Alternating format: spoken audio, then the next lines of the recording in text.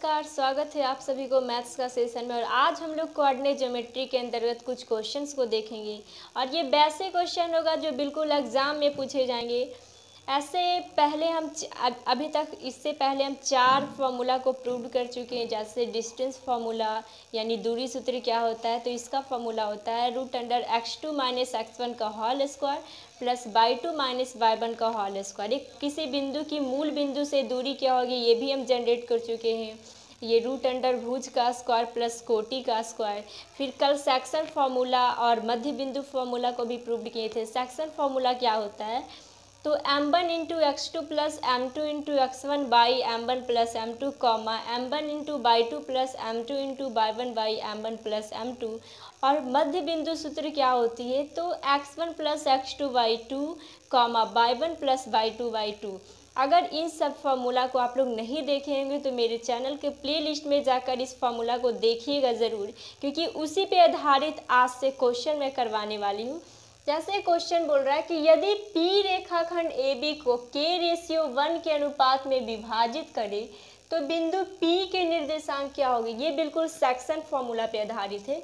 नहीं तो अब देखिए, बोल रहा है कि यदि P रेखाखंड ए, पहले किसी भी क्वेश्चन को आप कम से कम 2 बार पढ़ें, क्योंकि आप जितने बार क्वेश्चन पढ़ेंगे उतने बार आपके माइंड में अलग अलग तरीके से सोचने की क्षमता आएगी। तो देखिए, जैसे बोल रहा है P रेखाखंड AB को, कौन सी रेखाखंड है, AB एक रेखाखंड है जिसमें कोई बिंदु P होगी। ठीक है, मान लिया कि A का निर्देशांक x1, y1 है, नहीं पता है तो सपोज करना है, यानी और B का निर्देशांक x2, y2 है। और निकालना क्या है, AB जो रेखाखंड है उसे बिंदु P है जो K/1 के रूप में क्या करता है, डिवाइड करता है। तो निकालना क्या है, P का निर्देशांक यानी P of x, y equal to what, यानी P का निर्देशांक निकालना है। ऐसे एक नोट की बातें बता दूँ कि अगर कोई भी क्वेश्चन में अगर किसी दो बिंदु का निर्देशांक दिया हुआ रहे और एक बिंदु भी दिया हो रहा है कि P रेखाखंड P बिंदु है, मान लिया P का निर्देशांक 1,6 है और रेखाखंड भी ये भी दिया हो रहा है, तो अगर ये क्वेश्चन पूछे कि बताइए कि P रेखाखंड P जो बिंदु है वो AB रेखाखंड को किस अनुपात में विभाजित करता है, तो आप सपोज कर सकते हैं कि K/1 के रूप में विभाजित करता है। ऐसा क्वेश्चन आपको देखने के लिए मिलेगा, तो वो आगे की बात है, पहले हम लोग इसे सॉल्व कर लेते हैं। तो ये देखिए, ये बिल्कुल सेक्शन फार्मूला पे आधारित है, आप लोग पहले भी देख चुके हैं। तो सेक्शन फार्मूला क्या बोलता है, पहले K को एक बार x2 से इंटू कीजिए, फिर 1 को एक बार x1 से इंटू कीजिए, क्योंकि m1/m2 था सेक्शन फार्मूला में। तो m1 को पहले x2 से इंटू करते थे x का मान निकालने के लिए, सिर्फ x का मान निकालने के लिए, और 1 को x1 से इंटू करते थे। फिर k को y2 से इंटू करेंगे और फिर 1 को y1 से इंटू करेंगे। तो लिखेंगे यहाँ पे, मान लिया कि AB एक रेखाखंड है, सॉरी ये तो दिया हुआ कि AB एक रेखाखंड है, तो जब दिया हुआ रहे तो मानना नहीं पड़ेगा। तो यहाँ पे लिखेंगे दिया हुआ है AB एक रेखाखंड है जिसमें बिंदु P क्या है, AB रेखाखंड को K/1 में विभाजित करता, मान लेना है, जिसमें बिंदु P AB रेखाखंड को K/1 के रूप में विभाजित करता है,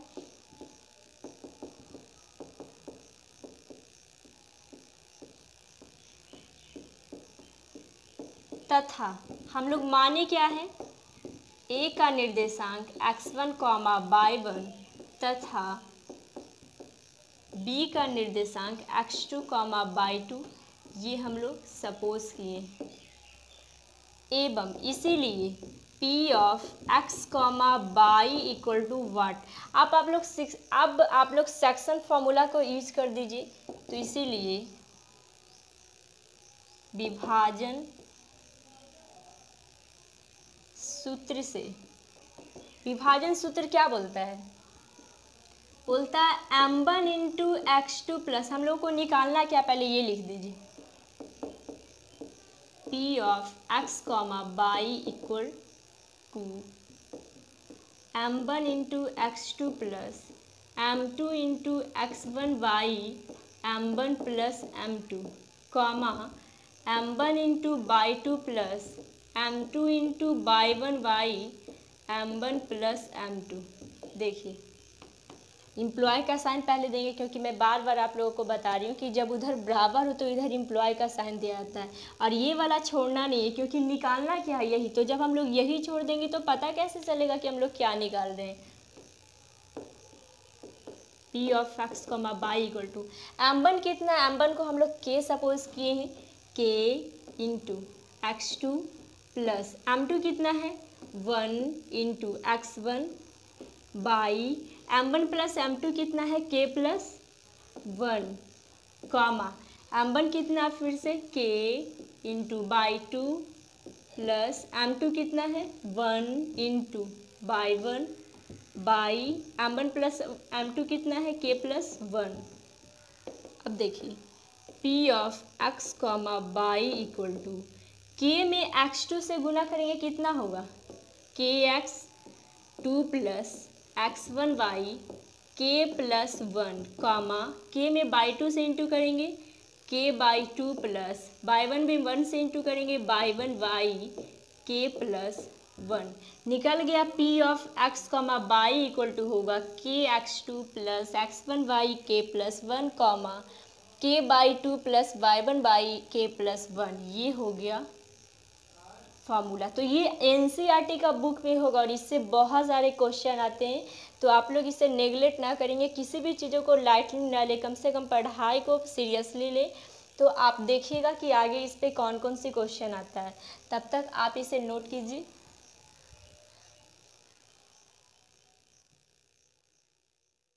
हम लोग सेकंड क्वेश्चन को देखेंगे। इसमें बोल रहा है कि निर्धारित कीजिए कि क्या बिंदु 1,5, 2, 3 और -2, -11 संरेखीय है।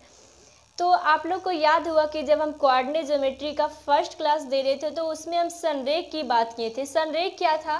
संरेख का मतलब होता है कि किसी एक रेखा पे तीन बिंदु, क्या एक रेखा पे तीन बिंदु ही क्या कहलाता है? संरेख कहलाता है।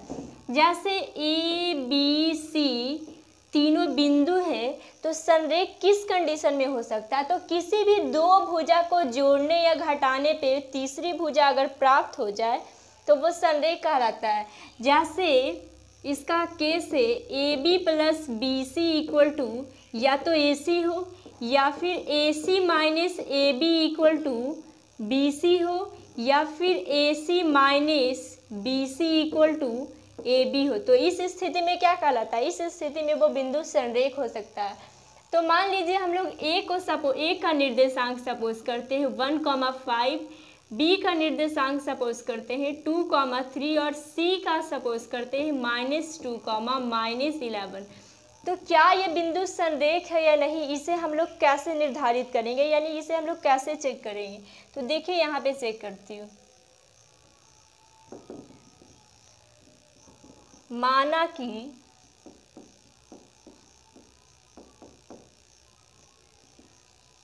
ए ऑफ 1,5, बी ऑफ 2,3 तथा सी ऑफ -2, -11 संरेख है। इसीलिए दूरी सूत्र का यूज कीजिएगा तो पता चलेगा। अब देखिए कैसे यूज करते हैं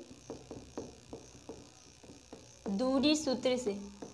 सबसे पहले तो ए बी बराबर निकालिए, A B equal to √x2 minus x1 का whole square plus y2 minus y1 का होल स्क्वायर। हम लोग ए बी बराबर निकाल रहे हैं, इसीलिए ए बी के बिंदुओं को ही लेना है। तो इसमें ए बी में क्या हो जाएगा? 1 हो जाएगा x1, 2 हो जाएगा x2, y हो जाएगा y1 हो जाएगा 5 और y2 हो जाएगा 3। तो सबसे पहले x2 आता है, तो x2 कितना है? 2 है, माइनस x1 कितना है? 1 है, क्योंकि फर्स्ट वाला होता है x1 और सेकंड वाला होता है y1 और अगर दूसरे बिंदु रहे तो फर्स्ट वाला में x2 और सेकंड वाला में y2। सभी में पहले होता है x और कॉमा y, तो ये जो एक बिंदु है तो x1 हो जाएगा, ये दो बिंदु है तो x2 हो जाएगा। तो देखिए x2 कितना है 2 है, माइनस x1 कितना है 1 का स्क्वायर, प्लस y2 कितना है 3 है, माइनस y1 कितना है 5 का square. A B equal to 2 में से 1 जाएगा 1 का स्क्वायर, प्लस 3 में से 5 नहीं जाएगा लेकिन 5 में से 3 जाएगा तो -2 का स्क्वायर, क्योंकि ये सब तो बच्चा का नॉलेज है, मुझे डिस्कस नहीं करना पड़ेगा। 1 का स्क्वायर कितना होगा 1 प्लस -2 का square 4। A B equal to √5 unit आता है। अब हम लोग ए बी बराबर चेक कर लिए कि √5 यूनिट। अब बी सी को भी चेक कर लीजिए इसी तरीके से। अगर ए बी और बी सी का मान ए सी इतना आ जाएगा तो आप लोग खुद बता सकते हैं कि संरेख है या नहीं। अब बी सी को चेक कीजिएगा, बी सी में भी बिल्कुल इसी फॉर्मूला का यूज़ कीजिए, y2 माइनस y1 का square. B C equal to x2 कितना है, देखिए अब ये हो जाएगा x1 2 हो जाएगा, b में हो जाएगा x1 x2 और c में हो जाएगा x1 y1 और c में हो जाएगा x2 y2।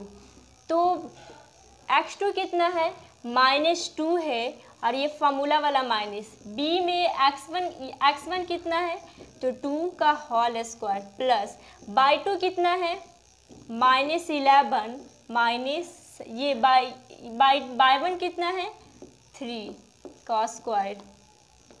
B C equal to -2 और -2 कितना हो जाएगा -4 का स्क्वायर, क्योंकि माइनस इंटू माइनस कितना होता है प्लस ज़रूर होता है, लेकिन साइन किसका रहता है माइनस का, इसीलिए यहाँ पे -2 इंटू -2 और -2 को हम +4 ये 4 जरूर कर दें, लेकिन साइन किसका रहेगा माइनस का ही साइन रहेगा, क्योंकि माइनस इंटू माइनस प्लस ज़रूर होता है लेकिन साइन माइनस का रहता है। प्लस -11 है और -3 है तो -11 और -3 इसमें भी क्या हो जाएगा प्लस हो जाएगा, लेकिन साइन माइनस का रहेगा तो कितना हो जाएगा -14 का whole square. B C equal to -4 का स्क्वायर 16 प्लस -14 का square 196। B C equal to 6 6 12 9 10 1 11 और 212 यूनिट आ गया। ठीक है, अब क्या निकालना, अब ए सी बराबर क्या होगा ये निकालना है। तो अब देखिए A B plus B C क्या होता है ए सी होता है, तो ए सी का मान अब निकालिए, ए सी का मान कितना होता है, तो ए सी का भी बिल्कुल इसी तरीके से निकाल दीजिए। x2 माइनस x1 का whole square plus y2 minus y1 का होल स्क्वायर।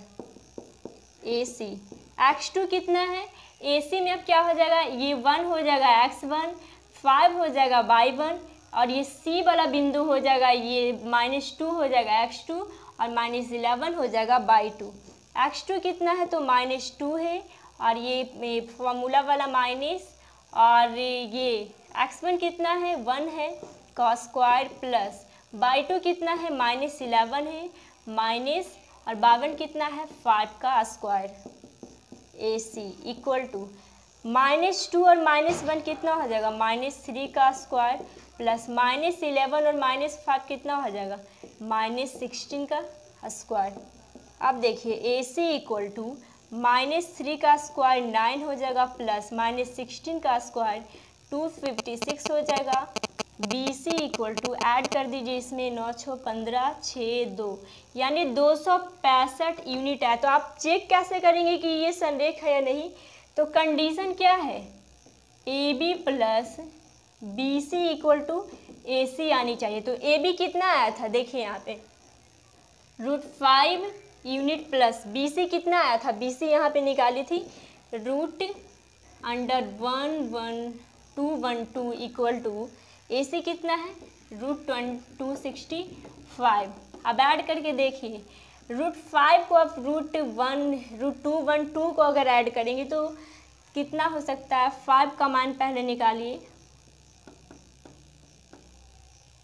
अगर आप 5 का मान निकालते हैं तो 2 पॉइंट कुछ आता है, और √212 का निकालते हैं तो कुछ आता है, और 265 का निकालते हैं तो ये नहीं आएगा। मतलब कहने का अर्थ है कि ये बिंदु है जो संरेख नहीं है, इसलिए हम लोग लिख सकते हैं कि अतः AB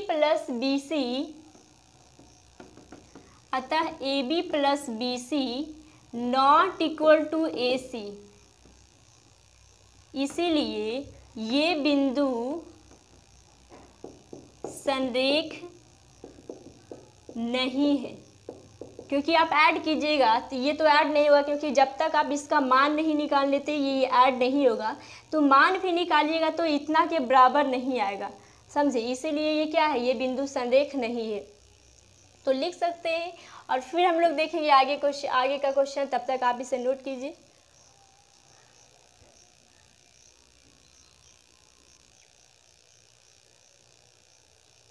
जैसे देखिए ये क्वेश्चन बोल रहा है कि उस बिंदु के निर्देशांक ज्ञात कीजिए जो बिंदुओं इतना और इतना को मिलाने वाले रेखाखंड को 2:3 के अनुपात में विभाजित करता है। तो आप लोग को पता चल गया कि ये सेक्शन फॉर्मूला पे आधारित है।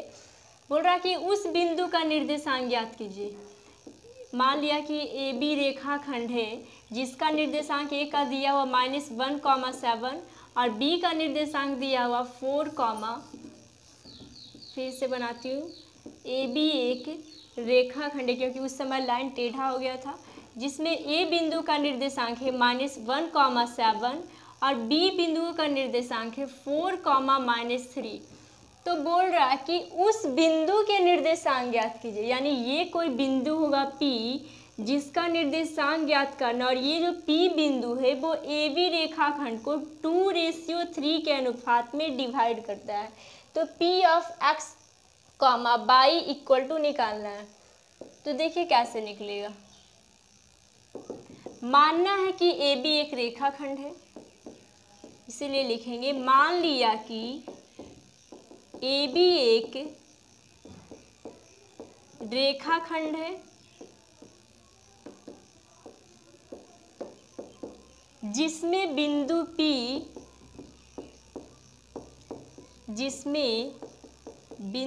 P, है x, y, जो बिंदुओं P ऑफ x, y बिंदुओं A ऑफ -1,7 तथा B ऑफ 4, को 2:3 के अनुपात में विभाजित करती है। इसीलिए बिंदु P ऑफ x, y का निर्देशांक क्या होगा। तो विभाजन सूत्र से आप लोग निकाल दीजिए। विभाजन सूत्र का यूज करके, विभाजन सूत्र क्या बोलता है, m1 into x2 plus m2 into x1 by m1 plus m2, comma m1 into y2 plus m2 into y1 by m1 plus m2। P of x, y equal to m1 कितना है, m1 2 है, into देखिए 2 है m1 और 3 है m2, तो m1 2 है, into x2 कितना है, देखिए ये A का -1 हो गया x1 और ये 7 हो गया y1, B का बिंदु 4 हो गया x2 और -3 हो गया y2। तो x2 कितना है, तो x2 4 है, प्लस m2 कितना है 3 है, इंटू x1 कितना है -1 है, बाई m1 प्लस m2 कितना है 2 प्लस 3, कॉमा फिर से m1 कितना है बाई के लिए तो 2 है, इंटू y2 कितना है -3 है, प्लस m2 कितना है 3 है, इंटू y1 कितना है 7, बाई m1 प्लस m2 कितना है 2 प्लस 3। अब देखिए P of x, y equal to 2 into 4 कितना होता है 8। देखिए +3 इंटू -1 है, तो प्लस इंटू माइनस क्या होता है, माइनस होता है। तो 3 में 1 से इंटू कीजिएगा तो -3 3 बाई 2 + 3 5 कॉमा 2 इंटू -3 कितना होगा -6 प्लस 3 इंटू 7 21/5। इसलिए P of x comma by equal to 8 में से 3 जाएगा 5/5 कॉमा -6 प्लस 21 होगा कितना होगा 15 ये 15/5। अब देखिए P of x comma by equal to 5 से 5 कट तो 1 कॉमा 5 3 जा 15 1,3 यही क्या हो जाएगा आंसर। यानी P का निर्देशांक कितना बोल रहा है उस बिंदु का निर्देशांक ज्ञात की, यानी P का निर्देशांक ज्ञात करना तो P का निर्देशांक कितना होगा तो इसका निर्देशांक हो जाएगा 1,3। तो ये था विभाजन सूत्र पे आधारित, और आज डिस्टेंस फार्मूला और सेक्शन फार्मूला पे आधारित क्वेश्चन को देखें। कल और भी देखेंगे और ये भी बताइए कि अगर किसी दो बिंदु का निर्देशांक दिया हुआ हो और और एक बीच वाले बिंदु का भी निर्देशांक दिया हो, तो अगर पूछे कि ये जो बिंदु है वो किस अनुपात में विभाजित करता है ये भी रेखाखंड को, तो हम लोग सपोज कर सकते हैं कि k/1 के रूप में विभाजित करता है। इस पे भी आगे क्वेश्चन आएगा, जैसे मध्य बिंदु ये सूत्र पे ही आधारित क्वेश्चन आएगा, तो वो सब क्वेश्चन को कल देखेंगे। तो आज के लिए चलिए इतना ही, और फिर मिलेंगे हम लोग अगले वीडियो के साथ। तब तक आप मेरे वीडियो को देखते रहिए, और अगर अच्छा लगा हो तो कमेंट में ज़रूर बताइएगा कि मेरे वीडियो कैसा हो। तब तक मेरे चैनल को सब्सक्राइब कीजिए, वीडियो को लाइक कीजिए, और हाँ अदर के पास शेयर करना ना भूलें। थैंक्स।